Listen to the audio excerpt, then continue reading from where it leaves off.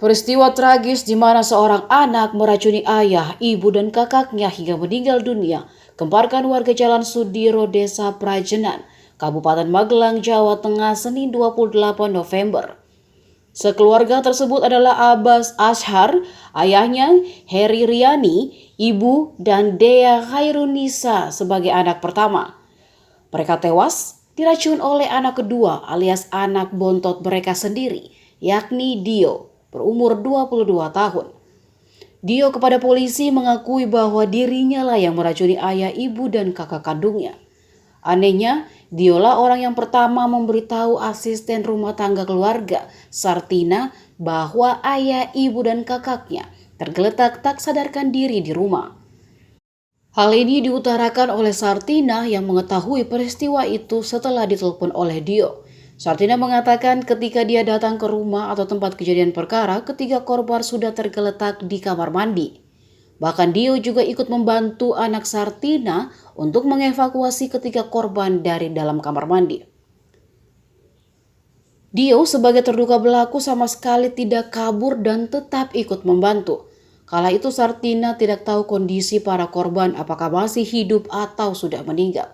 Namun saat menyentuh korban yang dirasakan jika tubuh para korban masih terasa hangat. Agus Sutiarso yang merupakan paman pelaku mengatakan jika rumah yang juga tempat kejadian perkara itu dihuni oleh 4 orang, terdiri dari ketiga korban meninggal dan anak bungsunya, Dio yang diduga adalah pelaku pembunuhan.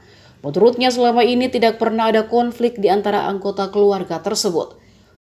Hubungan antara anggota keluarga pun selama ini dirasa Agus terjalin dengan baik, termasuk pula dia tidak pernah mendengar ada permasalahan tertentu yang terjadi di internal keluarga adiknya. Sebelum dilarikan ke rumah sakit, Agus sempat membalurkan minyak kayu putih kepada adiknya sendiri, yakni Heri Riani.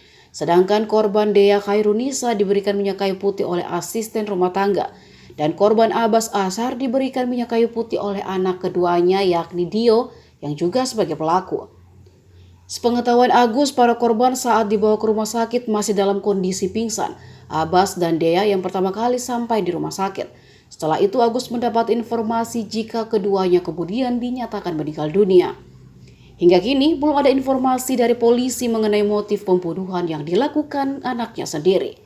Polisi menyatakan masih melakukan pendalaman terkait peristiwa memilukan yang terjadi di Kabupaten Magelang itu.